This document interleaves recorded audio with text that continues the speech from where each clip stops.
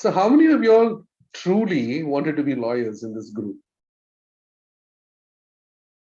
How many of you all woke up thinking that you always wanted to be lawyers? I can see some hands going up. Okay. Oh, that's great. Okay, fine. So just as an introduction, right? See, one important aspect that we always, keep discussing in our lives is, you know, uh, this whole thing of professional destination. Okay, where am I going to see myself, or what do I want to see myself as in the next 10 years, 15 years, 20 years? You know, so in the earlier days when we joined the profession of law, we did not have law firms. Okay, and there were few law firms. Some of them were largely in Mumbai. Bangalore did not really have a law firm kind of a setup. So what was it that really in the today's context, you obviously had you have law firms, and if you speak to young people today, they'll say, see, I want to see myself becoming a senior associate by the time I've completed 5 years of my profession. I want to see myself becoming a partner within 10 years, 15 years. These are designation related milestones in life, right? So when we actually started the profession, we had no milestones like this, right? So all that you wanted to do is you wanted to emulate people, or you wanted to be those people who you've seen and who you worked with, who you had close experiences with. Okay. And we are constantly we are influencers and also being influenced at the same time, right? So there is constantly people who are leaving a mark in our lives. We are inspired by people. We are impressed by people. We are also irritated by people, and we are pushy about some people. Okay, that is life. But here, what we are beginning to see is this term has a very important connotation in the life of a profession, and that's why it's called what is a professional destination. What is a simple definition of a profession? Profession simply means, I'm just going by a typical lawyer's approach of referring to the Chambers Dictionary. Okay. Uh, Meaning a profession means an occupation, especially one that requires specialist academic and practical training. Okay. Now that is what distinguishes, a professional a kind of a program from a lot of other institutional programs. And as per the definition of destination destination means the place to which someone or something is going. Okay. Now this is a journey. I mean, all of us are in this journey, and it's a knowledge-based journey. It's an experience-based journey, right? And I think being lawyers, we are extremely happy that we have a large quantity of this experience during the course of our professional lives. Now, why am I talking about professional destination? Okay, that question may come up to your mind. Okay, and the reason why I'm speaking about this is because our professional career and the choices that we make in relation to our professional lives varies from person to person. Okay,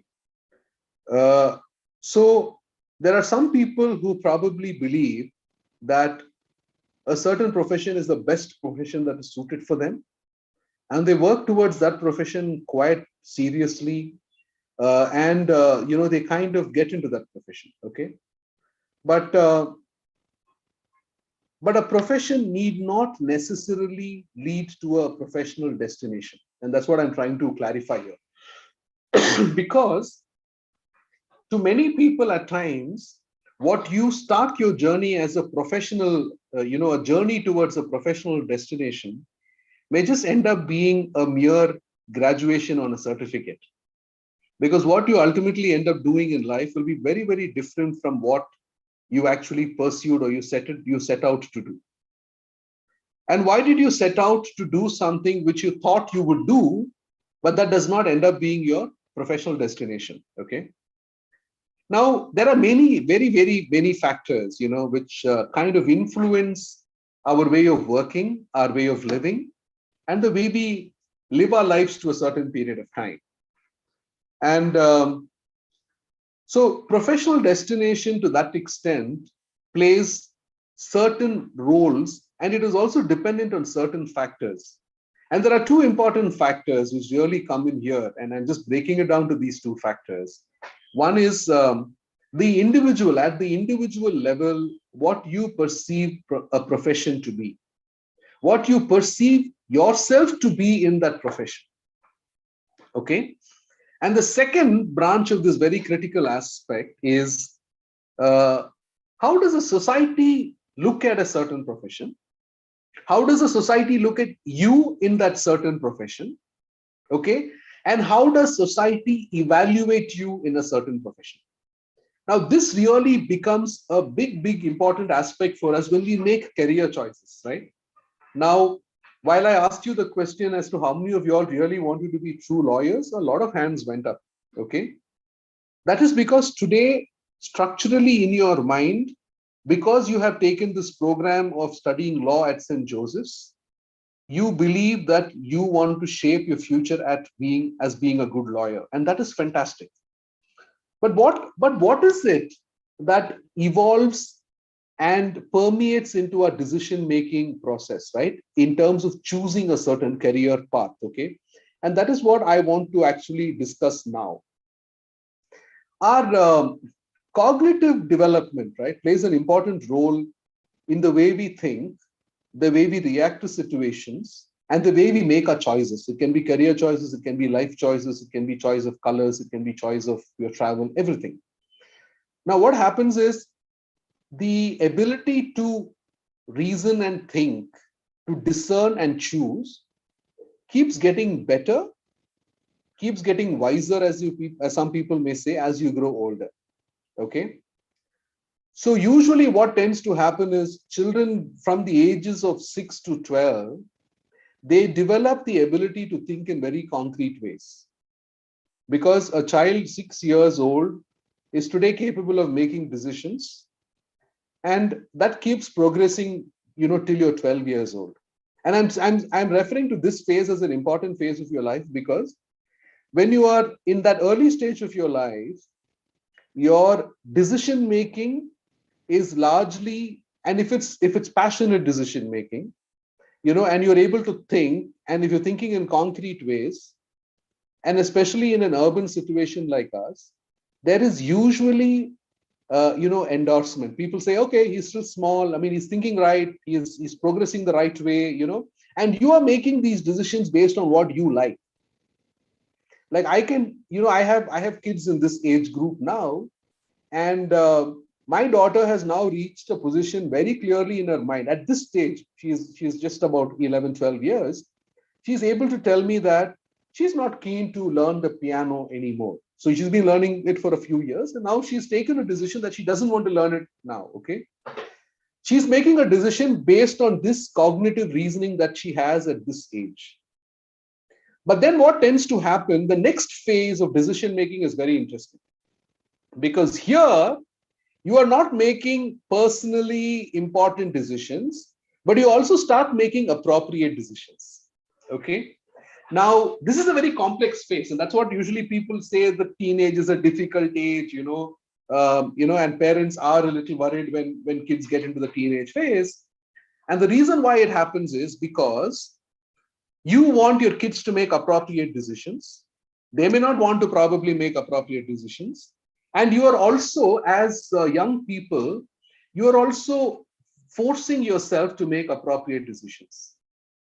Now, what is appropriate decision making? Okay. Now, this is where the societal impact really comes in. Appropriate decisions are not which are completely dependent at your personal level, but these are decisions which also tend to have an impact on a societal level. Okay. Now, I'll give you a simple example, right?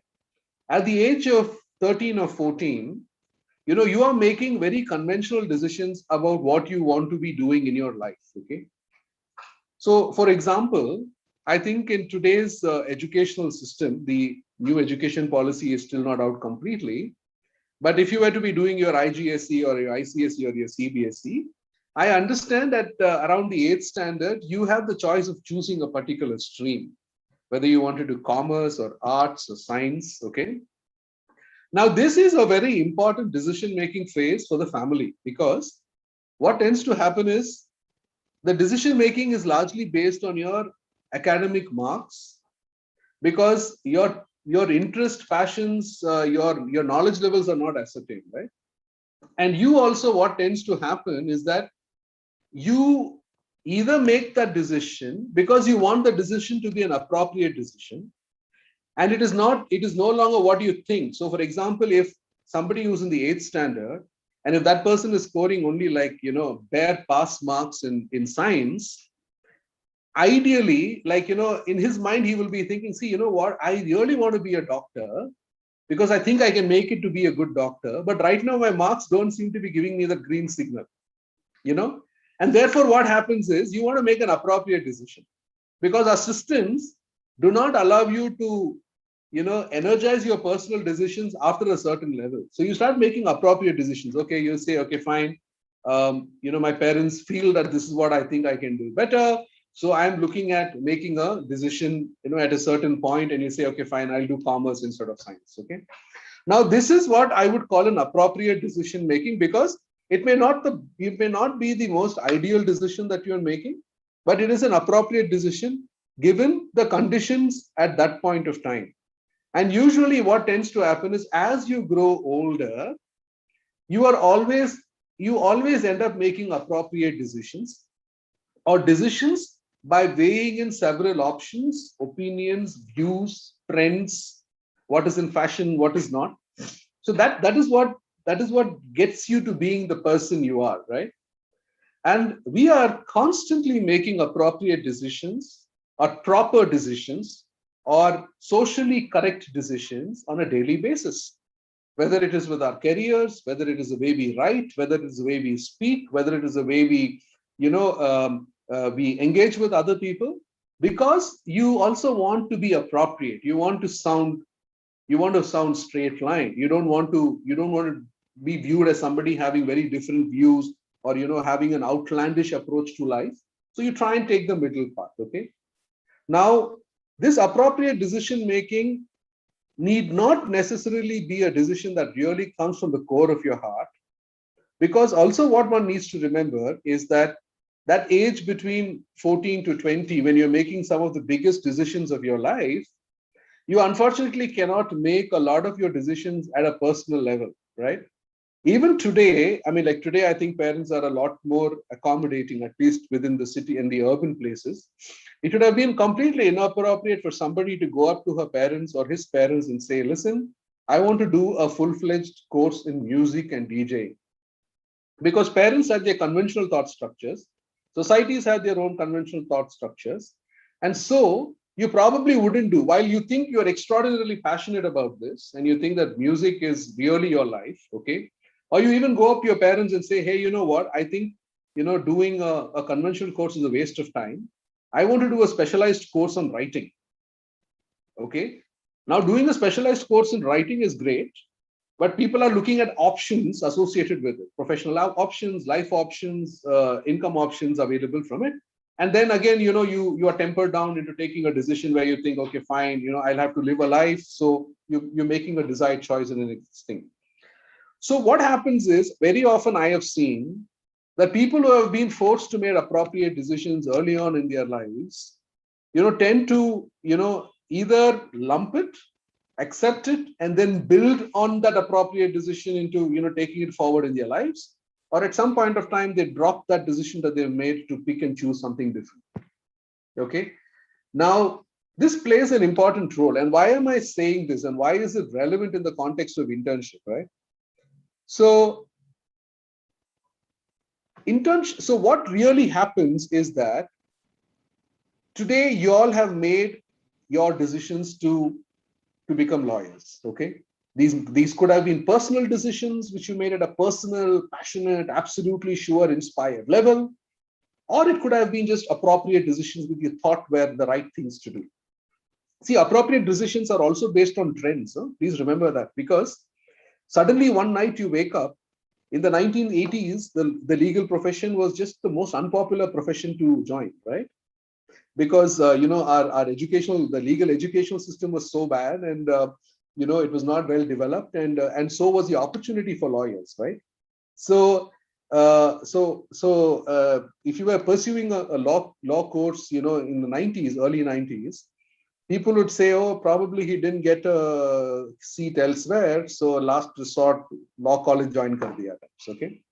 So that used to be, the kind of approach. But today, the trend has changed.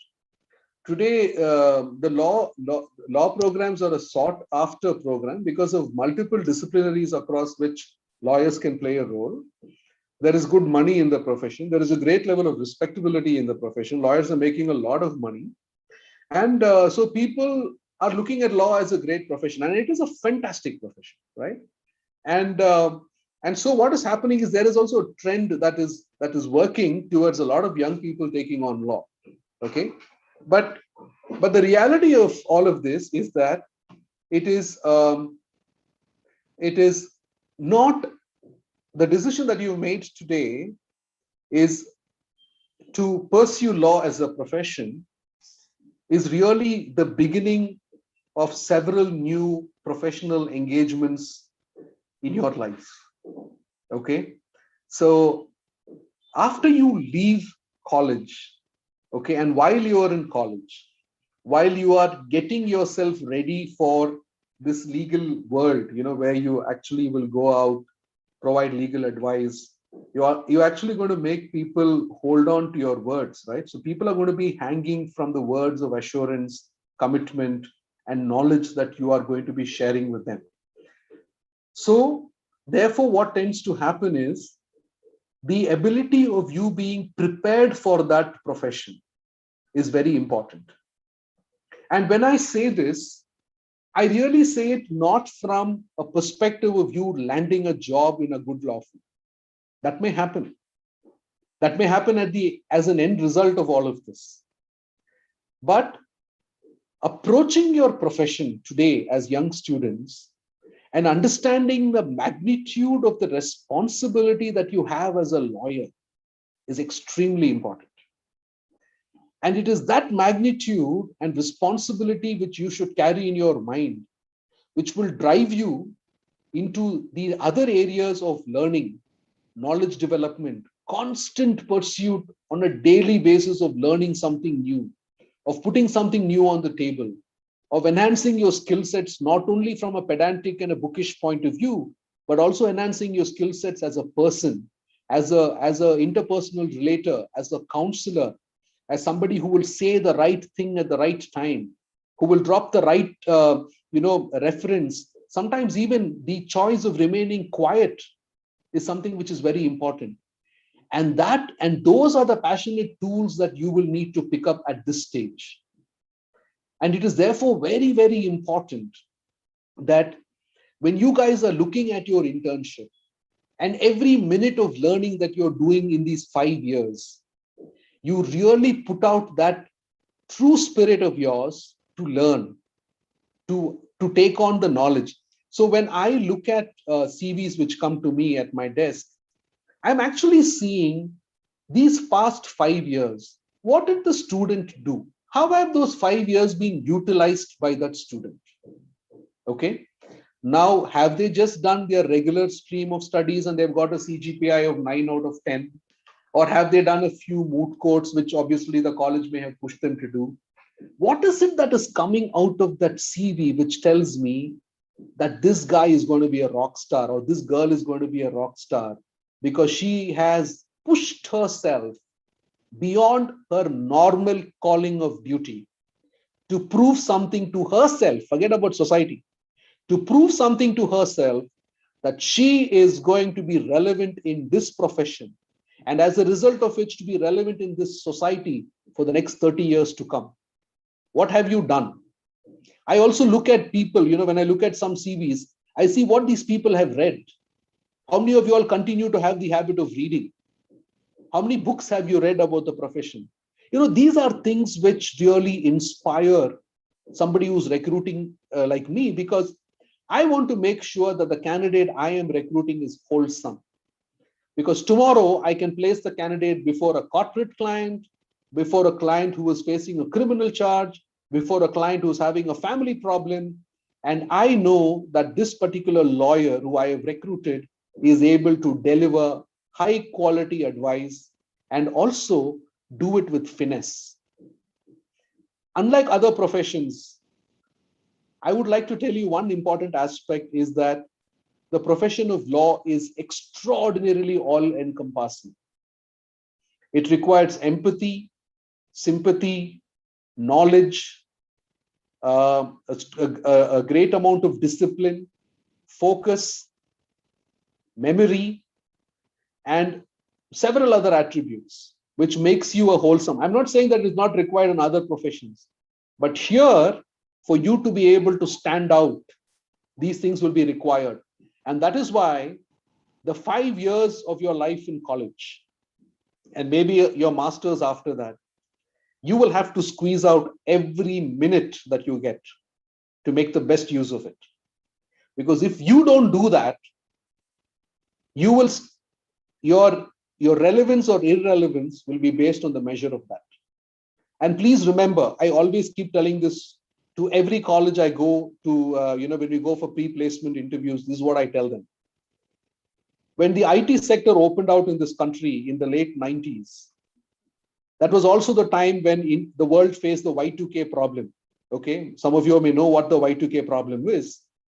And because of that, India was able to supply technology engineers to several parts of the world because they were trained and capable to resolve the Y2K issues. That opened India's IT sector.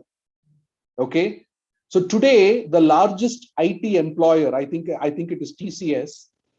Okay, they recruit more. I think their total strength is close to 1 million employees now, and there are several IT companies which recruit in thousands and lakhs of employees, right? But as a comparison, look at the legal profession.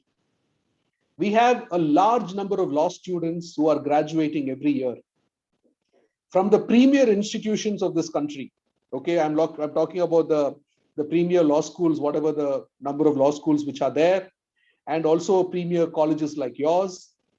I think there are close to about 16 or 17,000, maybe Father Gerald can, correct me on my statistics. There are close to 16 or 17,000 good law graduates who pass out every year. And we don't have absorption strength like the IT sector. The largest law firm in this country today has a strength of about 1,000 attorneys. So just assess for yourself how rounded and how complete your training and learning and knowledge development has to be over these 5 years for you to really make a mark. And also remember, there are a lot of ancillary services. I'm not saying that the legal profession is only about law firms, but this is only a comparative analysis. If you're getting into hardcore litigation in a bar like Karnataka, where there are more than, I think, 18 or 22,000 lawyers, we have a handful of senior counsels. And we have a handful of lawyers who are worth their money and time. So to get to that level, to push yourself through this hustle and bustle of this competitive world, especially in our profession, you need to equip yourself with cutting edge technology. And that technology is your knowledge, your learning, and your attitude. If these 3 things are there, then trust me, any law firm worth its name, any lawyer worth his designation, any judge will open his doors to you. Before I move to my second part of my discussion, if you have any questions to the extent of what I've spoken now, please raise your hand so the coordinator can shoot the questions to me.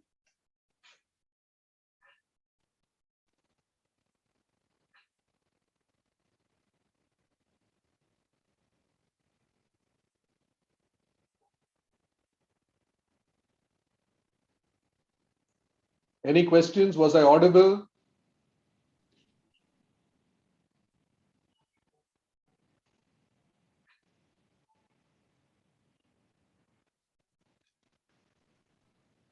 So I think we can take the questions at the end. As of now, there aren't any. Okay, thank you. So what is it? So going to the second part of our discussion. So you have now decided to choose law, right? So what happens is it's about getting into the groove, right? So what tends to happen is earlier on in your professional career, in the first 1 or 2 years of law, you may still be thinking, did I do the right thing? Is this the right thing which I want to do? But now, the faster you come to terms with the reality that, boss, you're going to be doing this course for 5 years. And next, this course is obviously going to open your first door to your professional life. And therefore, there is no room for you to stay distracted. Your period of distraction should be 3 months, at most 5 months. And then you need to get into the groove. Because if you don't get into the groove, you'll be a bouncy ball. And a bouncy ball will just bounce away, lose energy, and then finally plonk itself, because of gravitational pull, and you'll never be able to get out of it. So what is it that you do to deepen your groove on a constant basis? You keep your passion on. You're the only one who can keep your passion on, right? Passion to excel, passion to do well, passion to read, passion to learn. If you're seated at a table, with 5 people who are really intelligent people, are you able to throw really wise, knowledgeable, current stuff onto the discussion? Are you able to bring on the table, right? Because I know that some kids do get passionate about stuff. Like, I mean, the other day I met somebody, very interesting young girl, and she was studying to be a lawyer. And then we started a conversation. She knows everything about Korean pop. Okay, everything. Even you ask her the groups, the names, and how they train and everything, she has that knowledge. But beyond that topic, she was not able to contribute anything to the discussion, right? And that becomes a big challenge because you get into a groove and you start feeling passionate about something which is not your core area. So I'm not saying that you can't have multiple passions. I'm not saying that you cannot have multiple groove streams, but you need to understand which is that groove which is going to keep you on track for the next 20 years of your life. Your ability to visualize and focus. And that is what will obviously lead you to that professional destination which you've written out in your CV as your focus or objective of life. Okay. Now, the next thing is, I'm going to quickly jump on to, what is an internship? Why do we? So there are various interesting, meanings of an intern, right? So an intern is somebody who's being trained, who's being taught to do a certain kind of work. An intern in another context also means like a crucible, also means like an enclosed, you intern something into something, right? And which again, is a derivative of the fact that you need to be within that enclosure to get that level of focus and, and progress. So the definition of internship is a professional learning experience. It's a professional learning experience that offers meaningful and practical work-related exposure to a student's field of study or career interest. I have always realized one thing in our profession, the legal profession is actually a very, very, I think you can also say that about a few other professions, okay?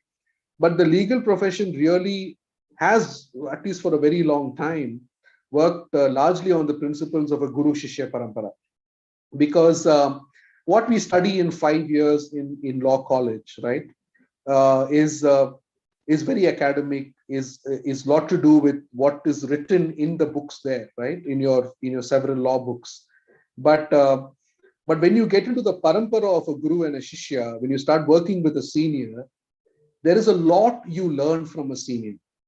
Okay, you learn his skills, you learn his style, you learn his style of speaking.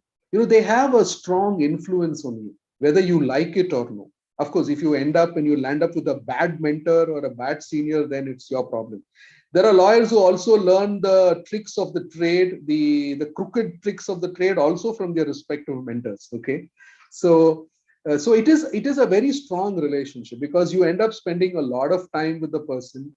You are observing him at every level, right? He's talking to clients, he is addressing courts, he's he's drafting a pleading, he's talking to other juniors, he's talking to a secretary, he's negotiating his fees with his clients. So you have like a close view of all that he is doing. Okay, that is if in a very typical sense. But I think in a law firm situation, if you were to do an internship or if you were to do a institutional internship, I think the experience is a little different. Okay, now and that is why I think in the 5-year program also, what colleges like to encourage students to do at each year over the 5 years period is to have exposures of different different types of internships. Maybe you do a NGO internship in the first year, and then you slowly progress it as you proceed, right? You do work on a, you work with a policy institute, and then you slowly, build your skill sets to getting into core professional internships.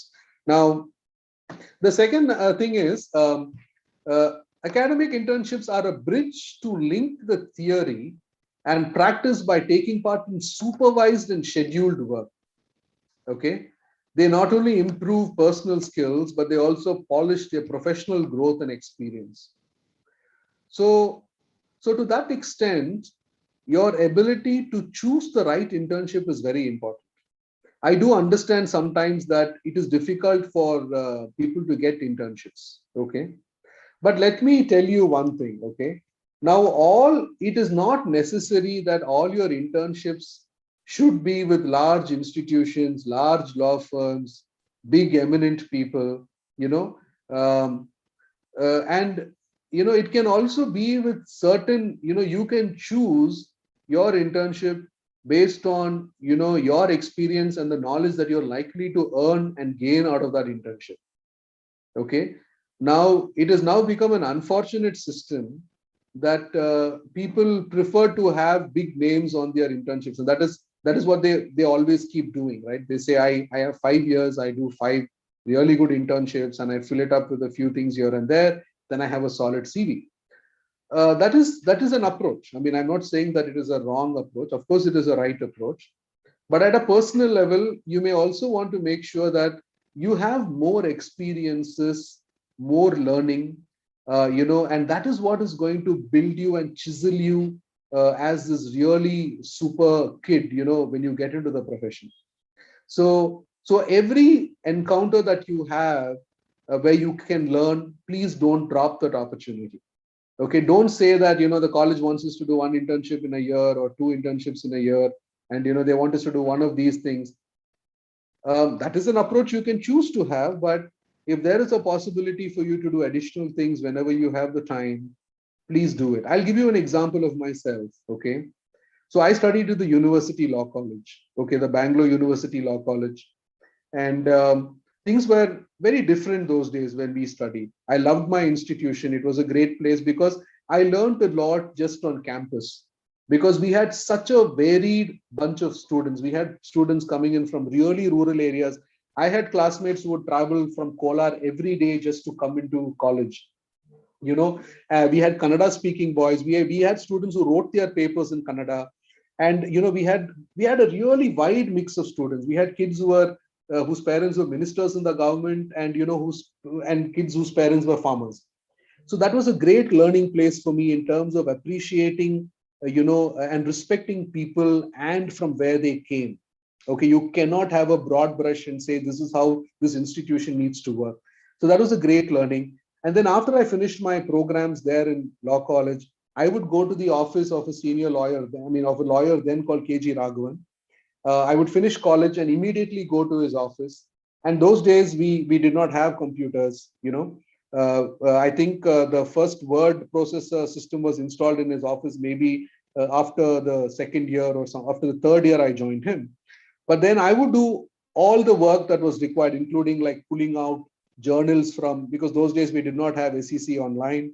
So we would have to obviously physically lift out the books from the shelves, dust it, pull out the relevant judgment, pile it up either on a cycle or on a bike, and then take it to the photocopy shop, get it photocopied. So all of this was the part of learning. And I did this consistently, learned to type. In the process, also learned to do some bit of stenography. But today, of course, the world has changed. So what I'm trying to say is these experiences matter a lot. And make use of every time that you have. I'm not saying that, because honestly, I think compared to playing PUBG or any other video game, as opposed to going and working in a law firm or working with an individual lawyer, the learning is far greater, because that is the only way you can get deeper into the groove. And the deeper you are in the groove, the greater your potential of employability, the greater your confidence in starting your own practice. So, so what is the social learning theory, right? Why are internships also important? Because in your campus life, your status of engagement, your state of interaction is all at a certain level. Okay.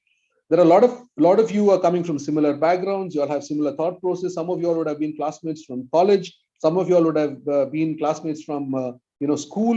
You come from similar social circles.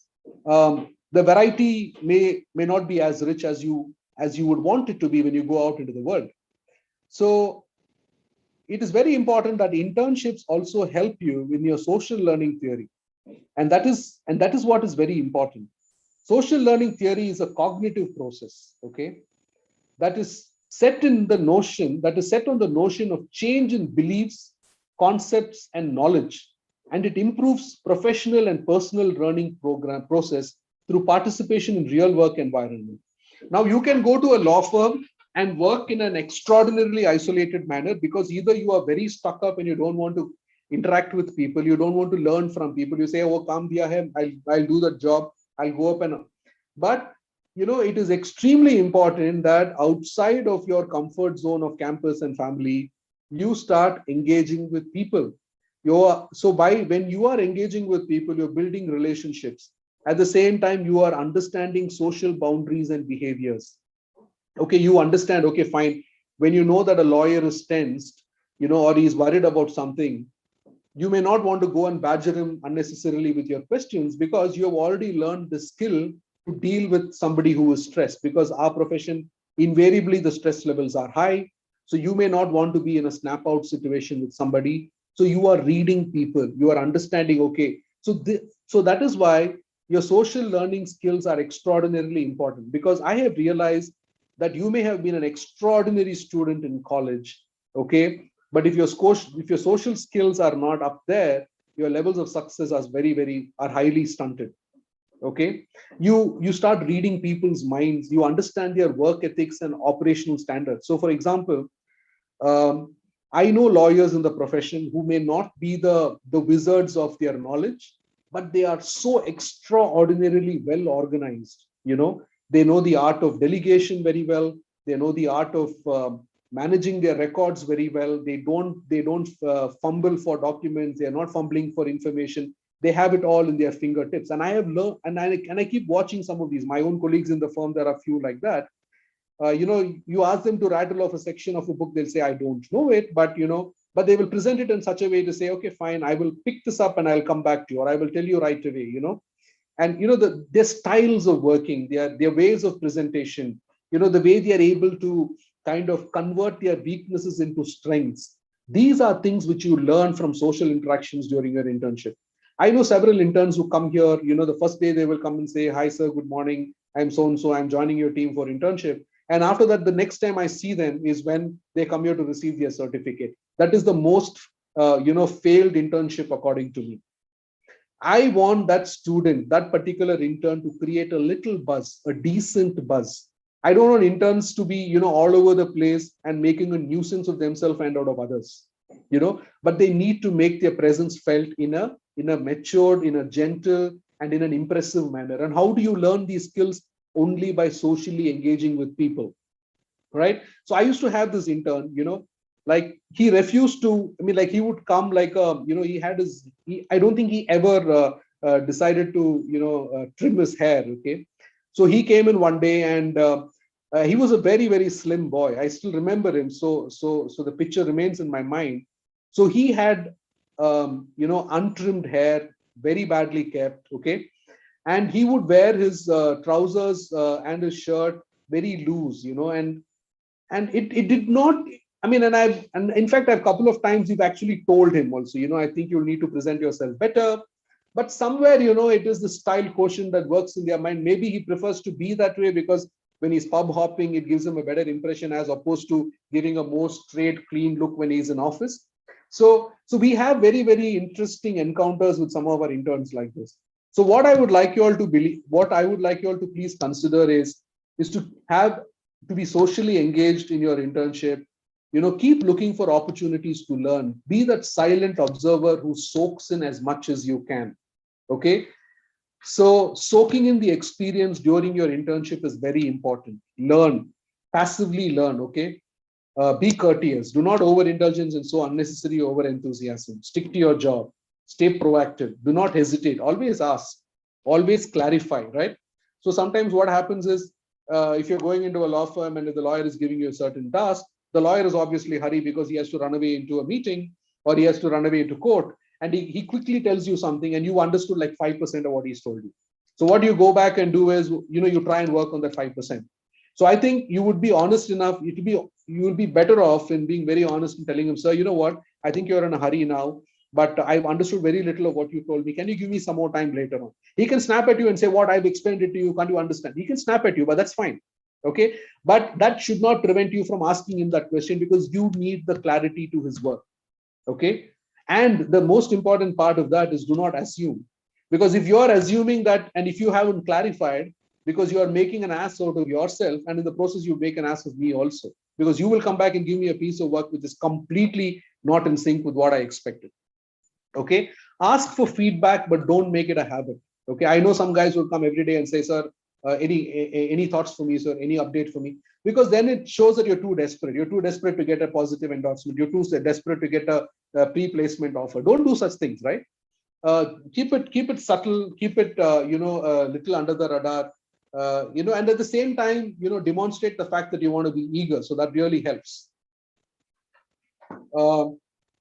I think I'm going a little off my time. So if I'm going, please stop me if you guys are running short of time. Stay professional, set expectations, keep timelines. Very important. If you don't do that, it's a big disappointment. Groom yourself well, take care to present well, smell well. No free, if you have, there is usually no free time, but if you do have free time, pick up a book and read, watch something that's interesting. Value addition helps, right? But not nuisance, right? So for example, if you're sitting with somebody and you've heard somebody speaking something, I mean, eavesdropping is bad, but sometimes, you do get pulled into a conversation and somebody's talking about a case law, somebody's talking about a difficult proposition, you can, in a very quiet manner, do some research on your own and go and say, sir, we were talking about this earlier yesterday. So, I came up with something, do you think it's useful? Something like that is superbly additive. I mean, it is like such value addition, it's unbelievable. Okay. Do not be over inquisitive, and please do not gossip while you are in your internship. As an intern, your only sole purpose is to learn, and learn. Don't be worried about who's doing what in the firm, which intern is doing what. That is none of your business. Okay. Move away from conversations which do not concern you. For example, I know interns who will just hang around and hover around without any reason. Okay. Because sometimes what tends to happen is confidential information is being discussed, and maybe the partner is so engrossed in the conversation, he doesn't want you to say that, okay, this is confidential, please stay. Go look at it. If there is, you don't need to be there, just move away. Okay. So some of these small tips which I wanted to share with you. So these are the benefits of your internship. You all know how it works. Okay. I won't bore you with it. Okay. So better career management obviously comes out of good internships, because when you intern well, when you understand the value of your internship, you also make good decisions. Your ability to make well-informed decision on which your career path should be will be better structured. So you have good, meaningful internship.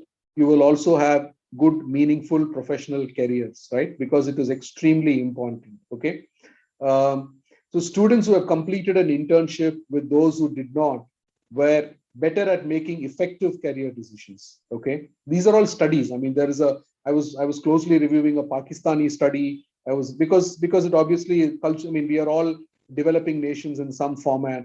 And so, our aspirations, our needs, our dreams are very different, right? So I was looking at some of those countries. I was looking at Indonesia for some feedback on their internship programs and how they look at their internship programs. But I think the overall grain of all of this is largely consistent, right?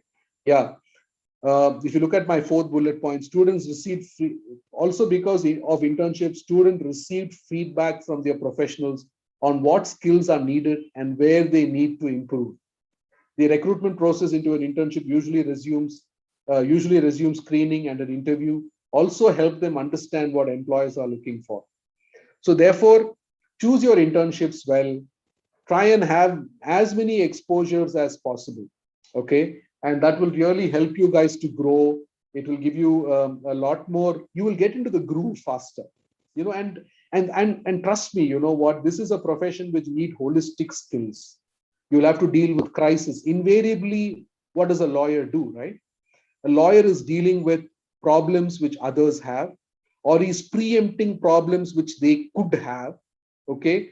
So what tends to happen is your ability to deal with situations like this will slowly grow, and that will start growing from day one onwards, from the day you entered law college. And with every internship experience you have, you only become wiser and smarter. With this, I would like to conclude my discussion. If you have any questions, feel free to share. Thank you so much, sir. I had a lot to take away, so I'm sure a lot of my fellow students also had a lot to take away from that presentation. So I think we'll just move on quickly to the questions which are right now in the chat box. Firstly, is it necessary to have one particular area of interest and focus on that domain? Or is it better to keep options wide open as a student of law? Yeah, as I told you, right, that is something which you will recognize only. See, you need to be passionate about something when you choose something, right? Because otherwise, 3 years down the road, after having spent a lot of time into that one particular aspect, you realize, oh my God, this does not have the right market. Maybe I can't do well in this market anymore, or suddenly there is too much competition in the market.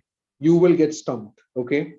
So whatever you choose, see, because one important aspect which you have to understand is that the legal profession, very similar to the medical profession, is moving into a space of specialization. Okay.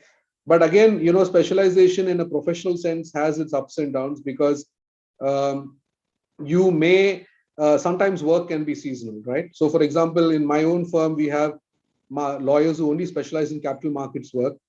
So the last year and this year, they have been very, very busy. They have been making a lot of money. But maybe after 2 years, we will not have any more capital markets work. So then what tends to happen? So these are some of the challenges which you will need to think of.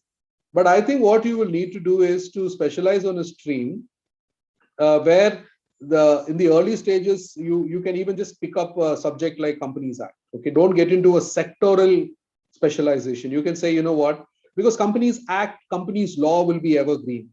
So that is an area which you can pick up if you want to do corporate. And you can work and you can focus on things like that, because understanding structural Companies Act will work for you at all times. So these are things which you will need to think of. For example, foreign exchange, right? Foreign exchange management is always going to be a relevant topic so far as India is concerned. So that is something which you can look at specializing. So you will have to see something which is relevant, which will stick on for a long period of time. And you are also able to develop your own, identity as a specialist in that space. Right, sir. So I think the next question is more related to having unrelated sort of internships with regard to law, and whether that is better to have a differentiated experience as such. Sorry, I missed that question. Can you come back? So essentially, I think the participant is asking that, is it better to have internships which are not directly related to law, just to have a different experience as such? I think ultimately you are all going to be lawyers, okay, and you will practice in this profession. So your core internships, I think, should be ideally within, something related to law. It can be law and policy. You can do an internship with a judge. You can do internships with the Legal Services Authority. They all give you great, wonderful exposure, okay? Because you are meeting so many people, you are working with different strata of the society. And you can also, but try and keep it linked to law, because otherwise it may have a diluting effect on your passion. This is my personal view. Some people may disagree with it, but this is how I look at it. I think, sir, the next question is very relevant to what is the current situation with internships, and whether online internships are viewed in a similar manner as an offline internship. No, I think any engagement which requires a level of personal interface will always be good in the offline mode. Okay, and especially if, see, for us, what happens is I'm finding this online internship to be a bit of a challenge, and I'll tell you why. Uh, because a large number of our associates are recruited through the internship process. Okay, we do some amount of campus recruitment, but not much. So for us, active engagement with the intern is extremely, at least for me, I find it very, very relevant because I'd like to see them. I'd like to look at their, their body language and, the way they react to a situation, their attitude, the way they walk, the way they carry themselves, the punctuality.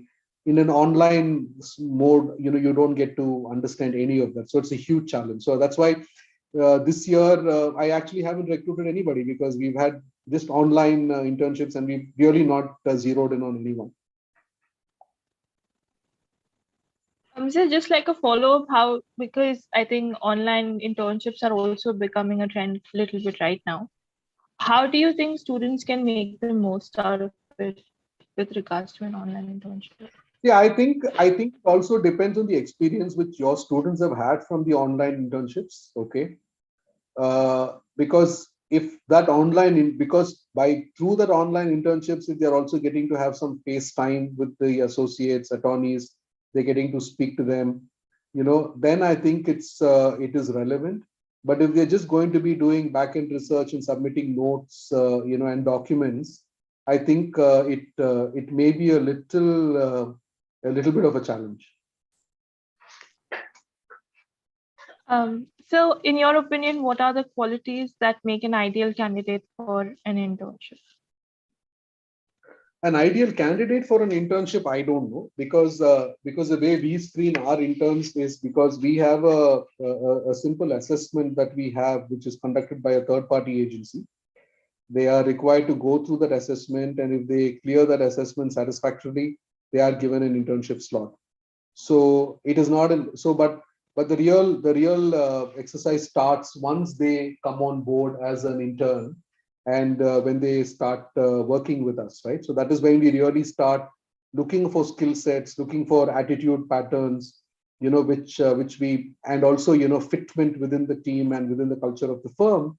And that is when we're really able to truly assess the ability for that intern to come back and do another second round of internship, and then probably the possibility of being recruited as an associate. So at different levels of the 5-year course, what are the subjects that one must be competent with before approaching firms such as J Sagar for internships? See, I think what is really important at the early stage of your internship is the most important, according to me, is to have your solid skill sets on research, right? Because I know that, and very honestly, I'm being quite blatant here, is that I have experienced students from the national law universities and national colleges, and also students from other law colleges. One difference that we have seen, I don't know whether it is because of the curriculum or because of the way they are asked to present and the papers and all of that. One thing which I have seen is that the quality of research of some of those students is far better than some of the other students that we have seen. I think research quality, so because we are not expecting a student to turn around, work on a document, prepare pleadings, sometimes I do give interns the opportunity to draft pleadings also. But I think the biggest comfort for lawyers is if I have an intern who has phenomenal research skills. So ability to know how to research, where to research, how to find keywords, because I've had some strange situation. Like, for example, this morning I received a note from someone. I had actually, and this is again the problem with online internships, right? So I sent this candidate a clear question of what I wanted, and I wanted some case laws to be downloaded on a particular topic. But she's put in a lot of effort. I mean, she obviously could have called me to clarify, which she did not. So she has put together something in her mind, are the relevant judgments, but unfortunately they are not, because she hasn't probably given the right key for the searches. Okay. See, because today a lot of stuff is online, and what people tend to do is their depth of research is very poor. I think research skills at an early stage are extremely important. If people who can work on that will largely be noticed. So what are the impacts of certificate courses as such on internships? Do they benefit in any manner? Any learning is beneficial. So what are the parameters that need to be taken care of before applying for an internship? See, I cannot speak for other law firms, other institutions, judicial internships, clerkships. I don't know, right? But I think, as I mentioned to you right in the beginning of my discussions with you, is your CV needs to speak for itself. Okay, your CV needs to clearly say what you are, what you are capable of. Okay, and if that CV speaks well, and if you think about your CV and you work on your CV properly, and you keep it updated, I think that is a starting point, to open your doors to any place. I know a lot of, I don't know whether at an institutional level you guys have trained your, your advocates on your students on preparing a CV, keeping it updated, every 6 months or every 3 months. But it is very important that you do that, right? Have a standard format so that your CV will also, at some point of time, as you work your CV, you also start, it also stands as a document of assessment for yourself. You say, wow, this year I've done nothing. I mean, whatever I wasted this whole year. So next year you'll probably want to, move gears and do a lot more stuff. So that's very important. Thank you so much. So I think last question, just to wrap it up, is what would be your expectations from young interns, students who just like completed maybe their first or second years in law? Somebody who's asking that question has probably not heard my presentation. All of what I've told you in my presentation is what I expect from an intern. Thank you so much, sir. I think that was a really beneficial presentation for all our students. And I now invite Nilani to formally present the word of thanks. Thank you. On behalf of the management, I would like to extend my gratitude to Mr. Gerald Manoharan, partner, Jyoti Sagar Associates, for accepting our invitation and for being with us this morning. Thank you, sir, for the very interesting and highly informative session on how to approach the profession and the importance of internships. I would like to thank our director, Reverend Father Gerald D'Souza SJ, Principal Ms. Pauline Priya, and Vice Principal Dr. Sneha Balraj for their constant support and guidance. I also thank the faculty coordinators of the Placement Committee for organizing this webinar. Thank you, students, for your active participation. I'm sure this was a great learning experience. Thank you once again. Students, kindly fill up the Google Forms that will be posted in the chat box for the purpose of attendance. Thank you. Thank you, everyone. Have a good day. Bye. See you. Bye, sir. Thank you. Thank you, sir.